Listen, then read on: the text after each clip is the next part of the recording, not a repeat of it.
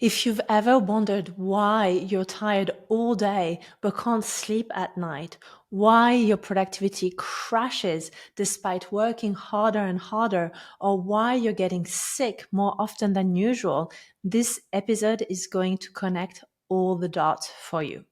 But before we dive in, if you haven't taken your burnout quiz yet, I really want to invite you to take this burnout quiz. I've designed it specifically for you to know where you're at and to assess your burnout risk. So please go ahead and take this test so that we can understand where you're at and we can take action before it's too late. When it comes to burnout, prevention is always, always, always the best course of action whenever possible. So now let's dive in. As promised, today is part 2 of our Burnout Mini-Series. And today we're going to address the physiological aspect of burnout. So what does that mean? It means how do you go from a place of total exhaustion to a place of abundant energy, a place where you feel energized day to day and you actually have what it takes to do what you do and to rest when you can and to recover and relax and enjoy life outside of work. What if I told you that total exhaustion is not actually normal? Yes, of course, you can have an off day, you can be a bit tired, maybe you had a bad night, maybe you woke up in the middle of the night. All of those things are normal if they happen on a punctual basis, on a one-off basis, but the constant fatigue, the constant exhaustion, the brain fogs, those nagging aches in your body when your shoulders tense, your lower back hurts, everything hurts.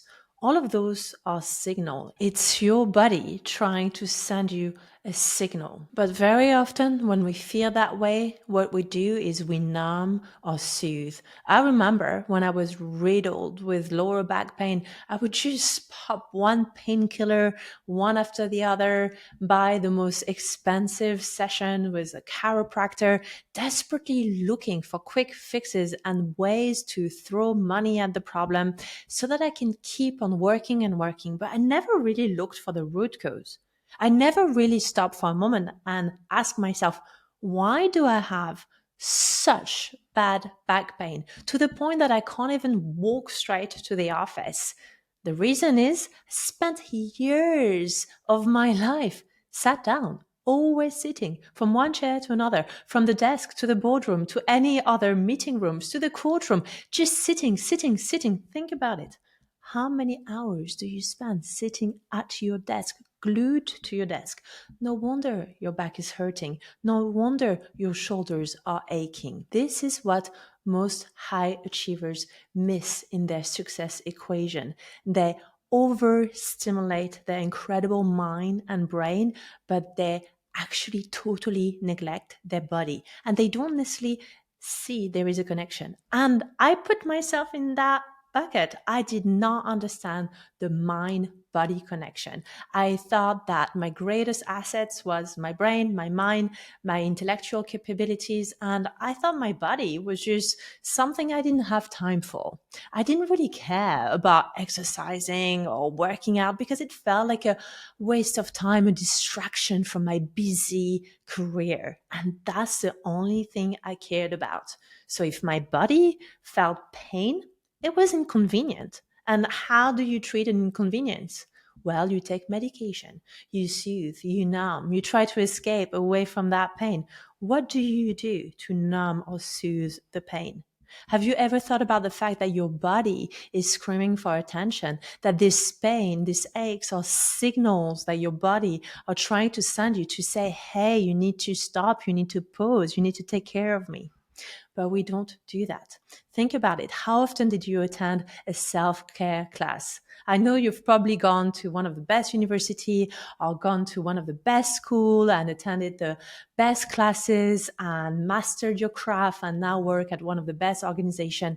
But when did you take a self-care class? When did you learn to take care of your body to sustain your intellectual performance? I don't know about you, but I never did up until the point I burnt out and decided to become the burnout advisor that I wish I had. And this is actually why I do what I do, because I think that very often as high flying professionals, we have blind spots. And the blind spots are all the things that we don't learn at uni, that we don't learn in school. I've never been invited to a class on how to sustain my performance. And that's why now I give those classes, because I think it is so important to know how we can look after ourselves in a way that is holistic and understand that our intellectual achievement is dependent upon being able to look after our body in a way that is sustainable and holistic. Now, if self care and well being feels fluffy to you and sentimental and not really on the top of your agenda, I get it. I used to feel the same, but I promise you, when you don't look after your body, you are actually leaving money on the table, because one day you'll be forced to take a break. And actually, even more seriously than that, you may potentially jeopardize not only your career, what you love to do, but even your life. The number of time I see my clients call me in a state of panic because they just had a horrific medical diagnosis. And I'm not doing this podcast today to scare you. I'm doing this podcast to elevate your awareness. I so wish I heard this back when I was about to burn out, so that I could have course corrected. And unfortunately, I didn't. I got to a point where I was totally insomniac. I was exhausted. My body hurt in every way possible. I had developed a dependence to caffeine. It was just a feeling of days and nights being all a kind of blur and being always fueled on adrenaline and actually getting used to being in pain. I know this may sound weird to you, but I got to a point where pain was just something I lived with, and it was part of my day to day. And if you can resonate with that, I just want to tell you that you do not have to live that way. You can work and do the work you love and the job you excel at without sacrificing your body. So today, I just really want to talk about that time where your body is starting to show sign. And I want to give you an actual inspiration and motivation to take action. So today I'm going to tell you the story of Michaela. She was a senior associate, and this was her reality check moment. She was a senior associate who came to me after literally collapsing during a client presentation. Despite building as much as she could and working 80 to 90 hours plus weekly, exceeding all her billing targets and maintaining a spotless professional reputation, Michaela's body was giving up on her. It was sending desperate SOS signals she had been ignoring for months, in fact, maybe even for years.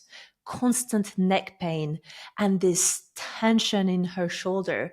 She had splitting headaches all the time, and no amount of medication at that point seemed to help her. The headache was so bad, sometimes it even affected her vision. She told me that her neck felt like it belonged to someone that was about 30 years older than she was. In fact, she had tea with her grandmother, and she told me she had more mobility than her. So for her, that was a real moment of realizing something had gone seriously wrong. And the most alarming symptoms, random heart palpitation that felt like she was about to have a heart attack. In fact, during one of the sessions, she told me she was completely out of breath, almost gasping for breath. And what was happening was she was having a major panic attack that looked like and felt like almost a heart attack to her. You know what the shocking part is? Michaela's doctor ran every test imaginable and found that from a medical standpoint, there was nothing quote unquote wrong with her. In fact, the doctor told her to manage her stress better. But what does that mean when you're really passionate, when you're ambitious? What does that mean when your doctor tells you to manage your stress better? This advice made her feel like she was failing yet at another thing. I remember her calling me saying, "Here's one more thing I'm failing to do. I do not know how to not be stressed." And now being told by my doctor that I need to not be stressed and failing at not being stressed makes me feel even more stressed out. Does that sound familiar? Can you relate to the way Michaela was feeling? This disconnect between what your body is experiencing and the standards of the pressure of the working environment. And of course, she wants to excel. Of course, she wants to give her best to the organization. And of course, she's totally dedicated to her career. But her body is in this invisible crisis. And I see this with ambitious professionals every day. Burnout is not really visible like a major injury or a broken bone. It's quite hard to see burnout. It's not something that's really tangible and visible. And what's really scary is that sometimes it's not even visible when you run medical tests. Yes, you may find that some hormones are elevated or cortisol is more elevated, or maybe you have deficiency in some of your vitamins, but there isn't really a medical test that will test you positive for burnout with a sense of certainty. So that's why I say burnout can be so dangerous, because there is an element of invisibility, but that does not make it less real. This invisibility is actually what makes burnout so dangerous, because one day, just like Michaela, you collapse, just like I blacked out at the back of a taxi, not from drinking. I know when you hear blackout, you're probably thinking I had a great time and an awesome party. I did not. I had pulled so many all-nighters back to back that my body literally gave up and shut down. That's the type of burnout and blackout that I experience. But even then, I refused to admit it because I didn't want to be perceived as weak. I didn't want to be the weak link. And it was also Michaela's greatest fear. And I'm going to tell you the story of one of my clients, Elena. She was a marketing director and mother of two beautiful children. She came to me with what she brilliantly called permanent jet lag without the travel. Can you relate to that? I'm completely jet lagged, but I haven't traveled across the world. Despite her exhaustion, she couldn't fall asleep at night, then dragged herself through each day in a fog of constant fatigue. She was too tired to fully pay attention to her children. Of course, it goes without saying that she adored them, but she was too exhausted to listen to what they had to say. She actually just told me how she couldn't even keep up with one of the school story that one of her kids said, because her mind was elsewhere. Her mind was in this constant cloud and constant fog. And honestly, she couldn't give attention to her children when they were talking to her. Her morning routine, grabbing her phone before her eyes were fully open. She told me she would wake up with her phone, or rather wake up with her email, and then fall asleep with her emails. Phone in the hand as she opened her eyes, phone in the hands as she closed her eyes. Does that sound familiar? Working under bright lights until midnight, then wondering why she couldn't fall asleep. What Elena didn't understand was that her body's natural rhythm, her circadian clock, were completely confused and highly dysregulated.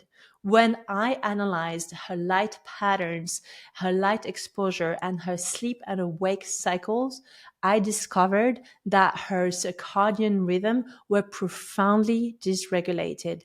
And I discovered that she was receiving precisely the wrong light signals at every point of her day. Not enough natural light in the morning and too much artificial light at night. And it was disrupting her entire hormonal cascade. Together, we designed a light exposure protocol that worked with her very busy schedule as a mom and as a dedicated professional.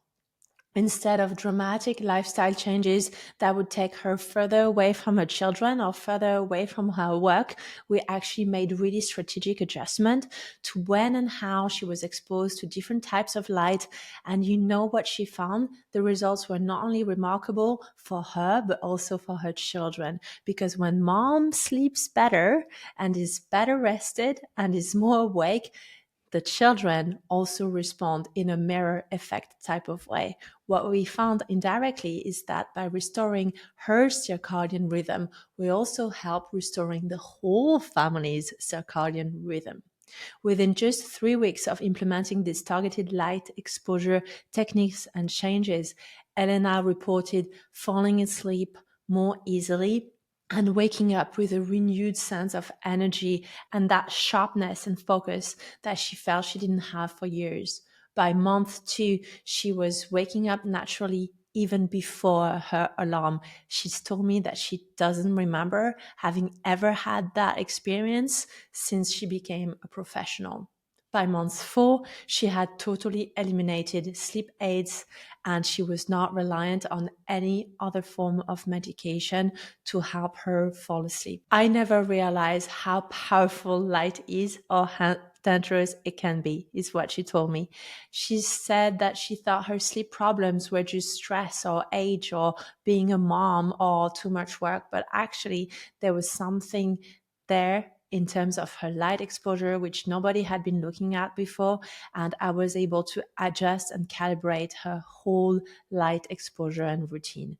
What impressed me most was how these changes rippled through every aspect of her life. Her emotional regulation improved, her focus during work hours sharpened, even her family noticed that she was more present and patient. I'm going to introduce you to James, a startup founder who lived on what he called the entrepreneur's diet: coffee for breakfast, energy drinks all day long, takeout for dinner, and alcohol to wind down.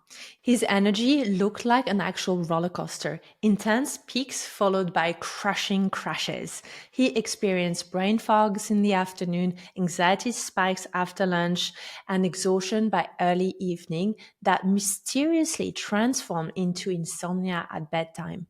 The most alarming part: James was making critical business decisions worth millions of dollars while his body was in a state of physiological chaos.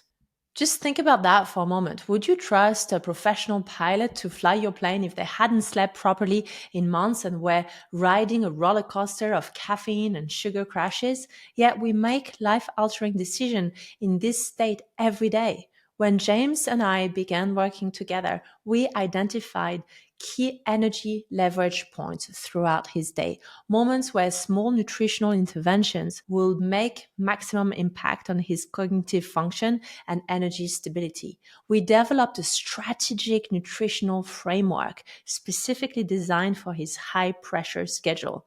We didn't overhaul his entire diet overnight, that would have been totally unsustainable. Instead, we implemented precisely targeted nutritional adjustment at specific times in his day. 6 months later, James reported that his cognitive function had dramatically improved. I used to hit a wall around 3 p.m. where my brain just wouldn't work properly, he said. Now I can think clearly all day long. He realized he was making important decisions in a state of physical chaos, and that was costing him money, but also putting his body in a really severe state of disarray. No wonder he felt so overwhelmed all the time. Now, let's just take a moment to think about all those transformation stories. What's fascinating about each of these stories to me is how addressing one aspect of physiological burnout created ripple effects throughout my clients' entire lives. When Elena reset her circadian rhythm with targeted light exposure techniques, her digestion normalized without any dietary changes.